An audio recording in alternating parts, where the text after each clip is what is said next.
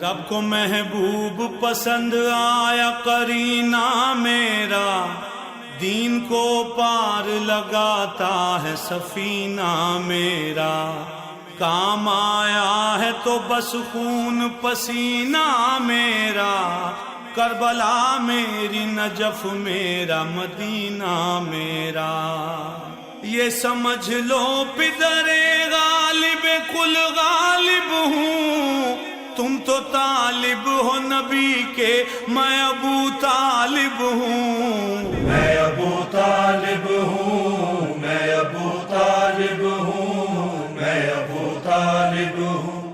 اعوذ باللہ من الشیطان اللعین الرجیم، بسم اللہ الرحمن الرحیم۔ تمام تعریفیں اللہ کے لیے، درود و سلام محمد و آل محمد کے لیے۔ قائم ٹی وی پر میں ہوں آپ کا میزبان زیغم عباس، اور پروگرام ہے میں ہوں ابو طالب علیہ السلام، اور 2 ایپیسوڈ میں پچھلے جناب ابو طالب کے حوالے سے گفتگو ہو رہی تھی، اور تیسرے ایپیسوڈ میں بھی جناب ابو طالب علیہ السلام کے حوالے سے جو کچھ موضوعات، جو کچھ سوالات رہ گئے تھے، تو میں علامہ محمد اون نقوی صاحب کی خدمت میں پیش کروں گا۔ آج بھی اس ایپیسوڈ میں بھی جناب علامہ محمد اون نقوی صاحب ہمارے ساتھ موجود ہیں۔ میں سلام عرض کرتا ہوں حضور، آپ کی خدمت میں، کیسے مزاج ہیں؟ ٹھیک ہیں الحمدللہ رب العالمین۔ حضور بس جناب ابو طالب کے حوالے سے بات ہو رہی تھی، اور اب میں اس طرف چلتا ہوں کہ جہاں سے ترویج دین اور اسلام کی بنیاد رکھی گئی، یعنی کہ اور حضور پاک کے حوالے سے بھی، حضور پاک بھی جناب ابو طالب کی، جناب عبداللہ کے وصال کے بعد آپ کے ساتھ قیام تھا جناب ابو طالب کے ساتھ، تو شب ابی طالب کے حوالے سے کچھ بتائیے گا کہ کیا وہاں پہ معمولات رہے اس وقت جب کفار کا اتنا غلبہ تھا مکے میں، اور جناب ابو طالب نے کس طرح سے اس کو ٹیکل کیا؟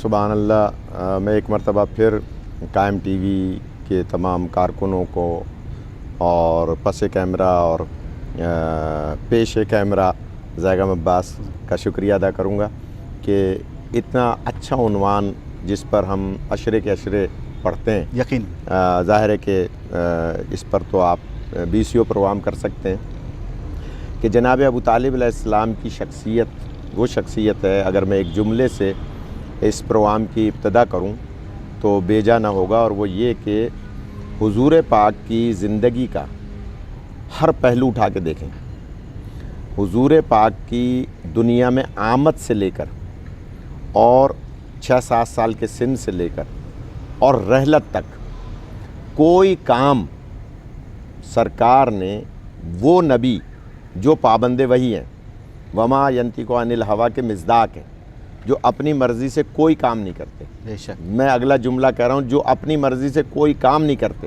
انہوں نے کوئی کام بغیر ابو طالب اور اولاد ابو طالب کے نہیں کیا۔ سبحان اللہ۔ یعنی کوئی سنگل ون کام آپ دکھا دیں تاریخ میں اٹھا کے کہ آپ نے خود اپنی کہہ لیجئے اکیلی حیثیت میں کیا ہو، حالانکہ اللہ نے آپ کو وجہ تخلیق کائنات بنایا، آپ کو اللہ نے آپ ہی کی وجہ سے سب کچھ بنایا۔ ایک ٹی وی چینل پر، ایک پرائیویٹ چینل پر ایک صاحب بیٹھے ہوئے ٹی وی پہ کہہ رہے تھے کہ جناب بعض لوگ جو ہیں وہ علی علی زیادہ کرتے ہیں، نبی نبی کم کرتے ہیں۔ میں نے ایک اور چینل پہ، غالباً قائمی تھا یا کوئی اور چینل تھا، یہ جملہ کہا تھا کہ جناب آپ اس بات کی اصلاح کر لیں، ہم شیعان حیدر کرار مولا علی کو مانتے ہی نبی کی وجہ سے۔ سبحان اللہ، سبحان اللہ۔ انہوں نے منوایا ہے تو ہم مولا علی کو مانتے ہیں۔ اچھا، یہ تو بیچ میں ایک بات آ گئی۔ میں یہ کہہ رہا ہوں کہ نبی پاک جنہیں اللہ نے سب کچھ بنا کے بھیجا، جن کی وجہ سے ساری کائنات بنائی، بے شک وہ نبی کوئی کام سنگل ون ایک دکھا دیں تاریخ عرب میں کہ جو آپ نے جناب ابو طالب کے بغیر یا اولاد ابو طالب کے بغیر کوئی کام کیا ہو، نہیں ملتا۔ جب آپ نے اعلان رسالت فرمایا تو وہ تو بات کا مرحلہ ہے، لیکن جب آپ کفالت کی بات کر رہے ہیں تو شروع سے میں نے پچھلے پروگرام میں عرض کیا تھا کہ جب گود میں آ کے بیٹھے تھے نبی پاک جناب ابو طالب کے، تو گویا رحمت للعالمین نے اپنے لیے رحمت سمجھا تھا جناب ابو طالب۔ اب جناب ابو طالب نے اس کا بدلہ کیا دیا کہ کفار و مشرکین جب بھی کبھی قحط پڑتا تھا، بارش نہیں ہو رہی، قحط پڑ رہا ہے، لوگ مرنے والے ہیں، کوئی اجناس پیدا نہیں ہو رہے، تو آتے تھے جناب عبد المطلب کے دروازے پہ کہ اے عبد المطلب بارش نہیں ہو رہی ہے، آپ دعا فرمائیں۔ تو حضرت عبد المطلب خانہ کعبہ کا طواف فرما کے وہاں بیٹھتے تھے آ کے جہاں حضرت ابراہیم علیہ السلام خانہ کعبہ کا طواف کر کے آ کے بیٹھتے تھے اور اللہ سے مناجات کرتے تھے. واہ واہ واہ، عین اسی جگہ پر جناب عبد المطلب آ کے بیٹھ کے دعا کرتے تھے، بارش برس جاتی. سبحان اللہ سبحان اللہ. جب جناب عبد المطلب کا انتقال ہو گیا اور حضور پاک حضرت ابو طالب کی سرپرستی میں آ گئے، پھر قحط پڑ گیا، پھر کفار و مشرکین آئے دوڑے ہوئے. اب آئے ہیں جناب ابو طالب کے دروازے پہ. میں ان مسلمانوں کی خدمت میں موت دبانہ دست بستہ گزارش کروں گا کہ تھوڑا سا فہم سے کام لیں، عقل سے کام لیں. وہ کفار و مشرکین دعاؤں کی قبولیت کا دروازہ ابو طالب کا دروازہ سمجھتے ہیں. سبحان اللہ سبحان اللہ. آئے کفار و مشرکین آئے جناب ابو طالب کے دروازے پہ کہ اے سید البطحا، اے کلید بردار کعبہ، واہ واہ واہ. خانہ کعبہ کے متولی، بارش نہیں ہو رہی، ہم آپ کے دروازے پہ آئے ہیں، آپ دعا فرمائیں اللہ سے. دوسرا اس میں نقطہ یہ نکلتا ہے، کفار بھی جانتے ہیں کہ اللہ کس کی دعا قبول کرتا ہے، سبحان اللہ سبحان اللہ. واہ واہ. کس کی دعا کو اللہ جو ہے وہ شرف قبولیت بخش رہا ہے. آئے اب میں وہ دلیل دے رہا ہوں کہ حضور پاک نے رحمت سمجھا حضرت ابو طالب کو. اب حضرت ابو طالب نے حل جزاء الاحسان الا الاحسان کا بدلہ کیسے دیا کہ آپ نے اپنے بھتیجے کو گود میں اٹھایا، پھر خانہ کعبہ کا طواف کیا، گود میں لیے سبحان اللہ. اور یہ بھی سیرت ابن ہشام میں ہے. طواف کرنے کے بعد پھر وہیں آ کر بیٹھے جہاں حضرت ابراہیم علیہ السلام یا جناب عبد المطلب بیٹھا کرتے تھے، سبحان اللہ سبحان اللہ. اور گود میں ہے جناب رحمت للعالمین. صلی اللہ علیہ وسلم. اب جو جملہ تاریخ میں لکھا ہے کہ حضرت ابو طالب نے یوں دونوں ہاتھوں کو بلا تشبیہ بیان فرمایا، بلند فرمایا، اور گود میں بیٹھے ہوئے رحمت للعالمین سے فرمایا کہ آپ اپنے دونوں ننھے ہاتھ میرے ہاتھوں کے اوپر رکھ دیں. ہائے سبحان اللہ. جناب ابو طالب کے ہاتھ بلند ہیں، ان کے ہاتھوں پر ہاتھ جناب رحمت للعالمین.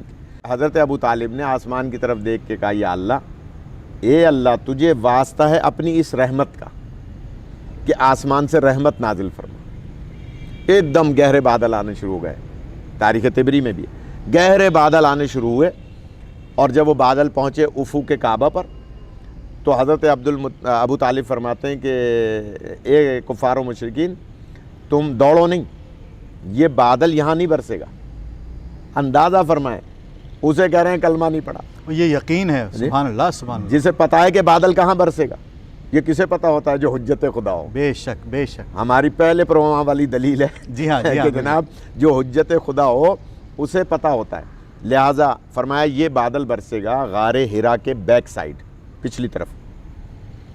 رک گئے کفار و مشرکین کے، تو یہ یہاں برسے گا ہی نہیں تو ہمیں کوئی تکلیف نہیں ہوگی. پھر آپ نے دعا فرمائی، پھر بادل آئے. آپ نے فرمایا یہ بادل غار سور کے اس طرف برسے گا. میں ماشاءاللہ 21 حج کر چکا ہوں ماشاءاللہ، اور لوگوں کو حج کراتا ہوں. آپ دیکھیں کہ غار سور بہت بڑا، یعنی یہ جو پہاڑ ہے سور، جبل سور، وہ اتنا بڑا ہے کہ آپ چلتے رہیں میلوں میں. آپ فرما رہے ہیں کہ اس کے اس طرف برسے گا یہ بادل. اور وہی ہوا کہ بادل آیا ادھر، گویا سلام کیا جناب ابو طالب، سبحان اللہ سبحان اور اللہ. گیا ہے کہاں؟ غار سور کی طرف، غار ہیرا کی طرف. جب تیسری مرتبہ بادل آیا تو آپ نے فرمایا اب آپ اپنے اپنے گھروں کو چلے جاؤ، یہ یہیں برسے گا. اور وہ بادل وہیں برسا. میں یہاں ایک سوال قائم کرتا ہوں کہ جناب گود میں ہے رحمت للعالمین، دعا کر رہے ہیں حضرت ابو طالب، اور بادل آ رہے ہیں. جب اس بادل کو یہاں برسنا ہی نہیں ہے تو آ کیوں رہا ہے؟ یہ بتانے کے لیے کہ کوئی پہچانے یا نہ پہچانے، ہم اللہ کی مخلوق ہیں. بادل ہو یا چاند ہو یا سورج ہو، ہم اللہ کی مخلوق ہیں. ہم پہچانتے ہیں، بتانا چاہتے ہیں کہ علم ابو طالب کتنا ہے. سبحان اللہ سبحان کہ جناب ابو طالب کو اللہ نے علم کتنا عطا کیا ہے، کتنا گویا الہام کیا ہے، کتنا علم عطا کیا ہے. اور اس کے بعد بادل برسا اور ایسی بارش ہوئی کہ اس سے پہلے کبھی ایسی بارش نہیں ہوئی.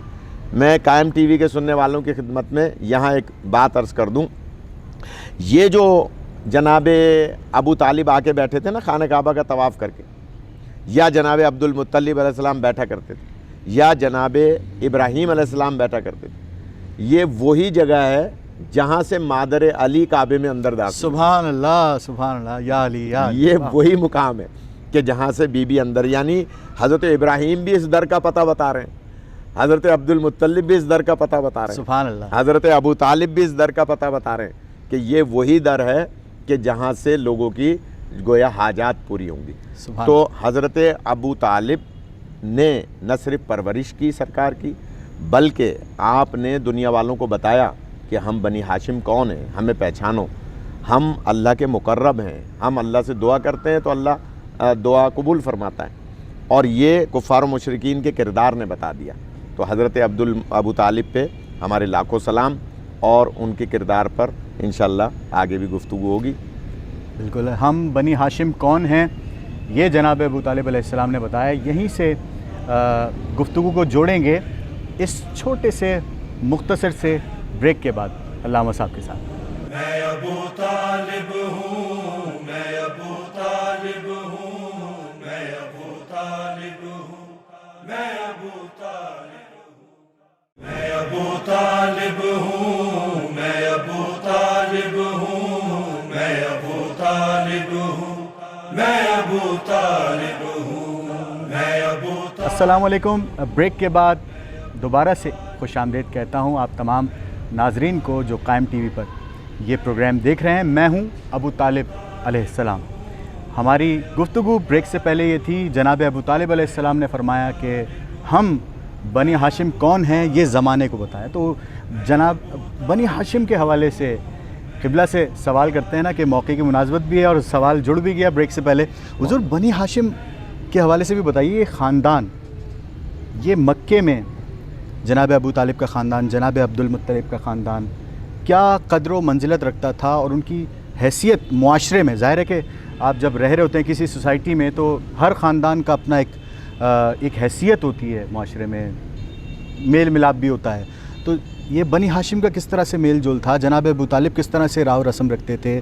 کفار سے ظاہر ہے ملنا جلنا بھی تھا، اور اسی دوران تربیت سرکار دو عالم صلی اللہ علیہ وآلہ وسلم بھی تھی. تو یہ حضور اس حوالے سے بتائیے. دیکھیے یہ تو زیغم میاں ایسا سوال ہے کہ اس میں آپ کو 1 گھنٹے کا پروگرام کرنا ہوگا، کیونکہ بنی ہاشم کا جو کردار ہے نا وہ ازہر من الشمس ہے.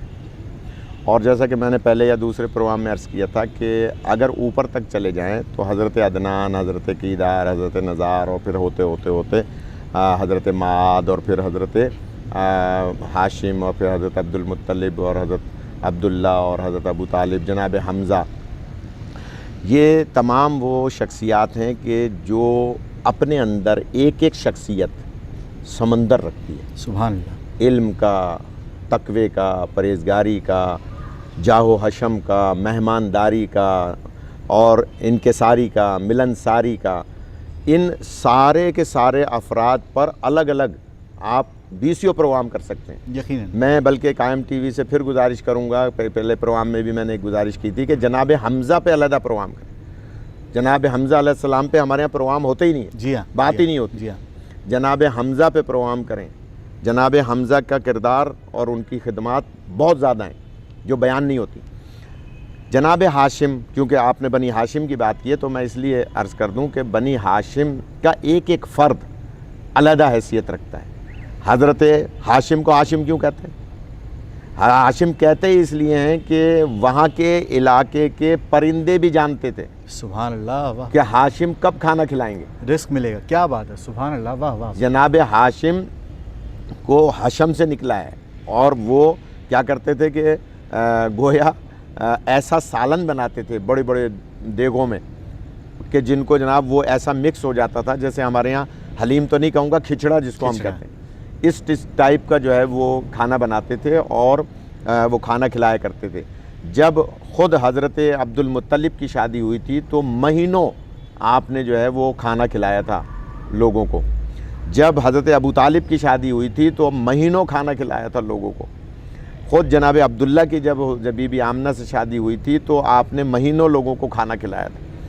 تو بنی ہاشم کا جو کردار ہے وہ ازہر من الشمس ہے. صرف ضرورت اس بات کی ہے، ایک ارتضیٰ نواز پوری بزرگوار ہیں جنہوں نے تاریخ بنی ہاشم پر 5-7 جلدیں جو ہیں وہ لکھی ہیں، ہمارے کراچی کے جناب ارتضیٰ نواز پوری صاحب. بلکہ میں اپنے قائم ٹی وی کے سننے والوں کی خدمت میں عرض کروں گا کہ وہ کتابیں ضرور لیں، کتاب پڑھنے کا شوق پیدا کریں.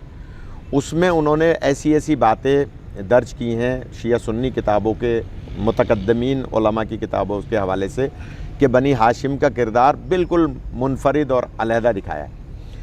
بنی ہاشم کی شان میں اللہ تعالیٰ نے قرآن مجید میں متعدد آیات نازل فرمائی ہیں۔ خود جناب ابو طالب کی شان میں اللہ تعالیٰ نے آیتیں نازل فرمائی ہیں۔ علم یجد کا یتیمن فہاوا، یہ میرے حبیب تم یتیم تھے، میں نے تمہیں پالا۔ سبحان اللہ سبحان اللہ، پالا ہے جناب ابو طالب نے، اللہ کہہ رہا ہے اللہ کہہ رہا ہے میں نے پالا۔ واہ واہ واہ۔ اچھا، میں یہاں قائم ٹی وی کی خدمت میں سننے والوں کی عرض کروں گا کہ چیلنج ہے، کوئی ایک آیت 6666 یا کم و بیش آیات میں سے کوئی ایک آیت دکھا دیں جو اللہ نے کسی کے بارے میں بیان کی ہو اور وہ کافر ہو، ایک آیت بھی نہیں دکھا سکتے۔ انقاطیہ والوں کی طرف حضرت عیسیٰ گئے تھے تو اللہ نے کہا کہ اے عیسیٰ یہ تم نے مبلغ نہیں بھیجا، میں نے مبلغ بھیجا۔ کنکریاں حضور نے پھینکی تھی، فرماتا ہے وما رمیتا اذ رمیتا ولکن اللہ رما، یہ کنکریاں آپ نے نہیں بلکہ مجھ اللہ نے پھینکی۔ بیعت کر رہے تھے نبی کے ہاتھ پر، اللہ فرماتا ہے ید اللہ فوق ایدیہم، یہ تمہارے ہاتھ پہ نہیں میرے ہاتھ پر بیعت کر رہے ہیں۔ اسی طرح سے قرآن مجید میں متعدد آیات ہیں کہ اللہ تعالیٰ نے جب بھی کسی کے فعل کو، اب میں جملہ کہہ رہا ہوں، انبیاء، بھائی روح کون ڈالتا ہے؟ روح کون ڈالتا ہے بچے کے جسم میں؟ فرشتہ، فرشتہ اللہ نہیں ہے۔ روح نکالتا کون ہے؟ فرشتہ، فرشتہ اللہ نہیں ہے۔ تو میں ان مسلمانوں سے کہوں گا جو شرک کی جو ہے وہ رٹ لگاتے ہیں، فرشتہ غیر اللہ ہے لیکن امر خدا سے روح ڈال رہا ہے، اللہ کہہ رہا ہے میں ڈال رہا ہوں۔ کیا بات، روح نکال رہا ہے امر خدا سے، اللہ کہہ رہا ہے میں نکال رہا ہوں۔ تو اس کا مطلب یہ ہوا کہ جو امر خدا سے کسی مردے کو زندہ کرے اسے عیسیٰ کہتے ہیں۔ اگر عیسیٰ امر خدا سے مردے کو زندہ کر دیں تو شرک نہیں ہے، علی امر خدا سے زندہ کر دیں تو شرک کیسے ہو؟ سوال پیدا ہوتا ہے۔ بالکل۔ اس لیے یہ شرک کی جو رٹ لگاتے ہیں وہ ذرا غور کریں کہ قرآن میں موجود ہے کہ جو شرک کرے گا وہ گناہ عظیم کرے گا، ظلم عظیم کرے گا، اور اللہ مشرک کو معاف نہیں کرتا۔ لیکن وہی اللہ کیا فرما رہا ہے؟ اِنَّا نَحْنُ نُحْيِي الْمَوْتَىٰ، ہم مردوں کو زندگی دیں گے۔ لفظ جمع استعمال کر رہا ہے، اور یہ نحنو کا لفظ جمع مال غیر کے لیے استعمال ہوتا ہے۔ تو اس کا مطلب یہ ہوا کہ انبیاء میں، ملائکہ میں، معصومین میں کچھ ہستیاں ہیں جو زندہ کریں گی تو اللہ کا زندہ کرنا قرار پائے گا۔ تو اس میں شرک کا کوئی پہلو نہیں ہے، اذن خدا سے، امر خدا سے۔ بھائی مولا علیہ السلام اگر مردے کو زندگی دیتے تھے تو کیا جملہ فرماتے تھے؟ قم بے اذن اللہ۔ تو اس میں کہاں سے شرک آ گیا؟ اسی طرح سے اللہ نے جب بھی کبھی کسی کے فعل کو اپنا فعل قرار دیا ہے تو وہ یا تو ملائکہ ہیں یا انبیاء ہیں یا اوصیاء ہیں۔ اب اللہ اس آیت میں سورہ زوحہ میں دو شخصیات کے فعل کو اپنا فعل قرار دے رہا ہے۔ ایک، اے میرے حبیب تم غریب تھے ہم نے تمہیں دولت دی۔ واہ واہ واہ واہ۔ دولت کس نے دی؟ جناب خدیجہ سلام اللہ علیہا۔ اے میرے حبیب تم یتیم تھے ہم نے تمہیں پالا جناب ابو طالب نے، اللہ کہہ رہا ہے ہم نے پالا۔ اللہ جن کے فعل کو اپنا فعل کہہ رہا ہے، مسلمان کہہ رہا ہے کلمہ ہی نہیں پڑھا۔ بھائی کلمہ پڑھنے سے تعلق ہی نہیں ہے، میں پہلے عرض کر چکا۔ ان دونوں کے میں یہاں ایک بات پھر ذمہ داری سے کہہ رہا ہوں کہ یا تو نبی کے فعل کو اللہ نے اپنا فعل کہا جیسے میں نے آیتیں پڑھی، یا ملائکہ کے فعل کو کہا اِنَّا نَحْنُ نُحْيِي الْمَوْتَىٰ، ہم مردوں کو زندگی دیں گے، زندگی فرشتے دیتے ہیں، یا اللہ نے معصومین کے فعل کو اپنا فعل کرا دیا۔ تو اس کا مطلب یہ ہوا کہ جناب ابو طالب کو یا تو نبی مانو یا فرشتہ مانو، یا کم سے کم وصی نبی تو ماننا ہی پڑے گا۔ سبحان اللہ سبحان اللہ۔ اور وصی نبی کو ہم حجت خدا کہتے ہیں۔ سبحان اللہ سبحان اللہ۔ لہٰذا جناب ابو طالب کا فعل گویا اللہ کا فعل ہے، وہ خود کہہ رہا ہے۔ اچھا اگر اجازت دیں تو ایک جملہ عرض کر دوں، اور وہ یہ، سارے غریبوں کو کون پالتا ہے؟ میں سائیکل پہ چلتا تھا خیرپور میں، آج گاڑی بھی ہے، ڈرائیور بھی ہے، گارڈز بھی ہیں۔ تو یہ مجھے گاڑی، گارڈ، ڈرائیور کس نے دی ہے؟ سوال ہے۔ پروردگار اللہ نے دی ہے۔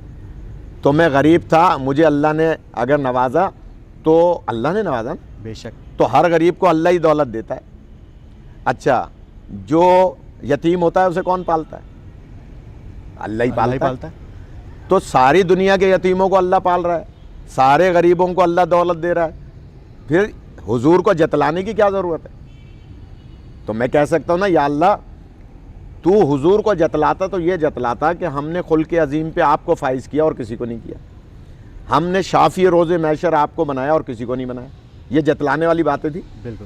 جس میں سب مشترک ہیں. سارے یتیموں کو اللہ پار لائے، سارے غریبوں کو اللہ دولت دے رہا. تو اللہ کیوں جتلا رہا ہے؟ شاید جواب آئے گا کہ مولیون اتنی سی بات سمجھ میں نہیں آ رہی. سارے یتیموں کے پالنے کو مسلمان بھلائیں گے نہیں، ابو طالب کے پالنے کو بھلا دیں گے. ہائے ہائے ہائے. سارے غریبوں کو دولت دینے کو بھلائیں گے نہیں، خدیجہ کی دولت دینے کو بھلا دیں گے. ہائے ہائے ہائے.